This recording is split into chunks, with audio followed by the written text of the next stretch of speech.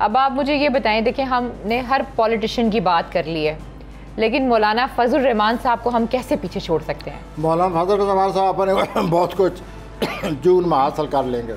उन्होंने वैसे ही बड़ा ज़ाती तौर पर उनकी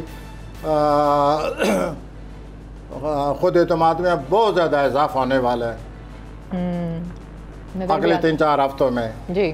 तो वो 3-4 हफ्तों में यही महसूस करेंगे कि सूरत हाल मेरे काबू में मैं कंट्रोल कर सकता हूँ।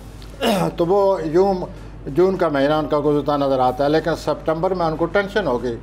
इस सारों को सितंबर में टेंशन जो उनकी तारीख पैदाइश है जी मौलाना साहब की।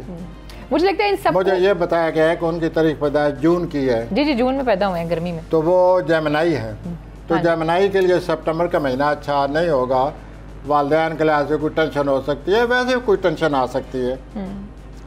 ये मुझे तो लगता है आपने खबर एक तरह की सुनाई दी है सितारों के हवाले से कि अगर डेफिनेटली बिलावल साहब को कोई बड़ी पोस्ट मिलती है तो सारे परेशान ही होंगे। मुझे लगता है आप पीपल पार्टी की तो नहीं है? नहीं, मैं किसी भी जमात की नहीं हूँ, मैं सिर्फ पाकिस्तानी हूँ, बिलावल के पाकिस्तानी हूँ।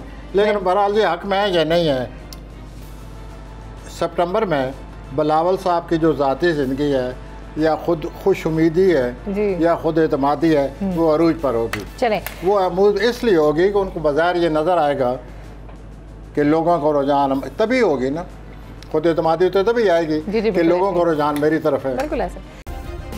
सब्सक्राइब करें और बेल दबाएं ताकि कोई खबर रह न जाए।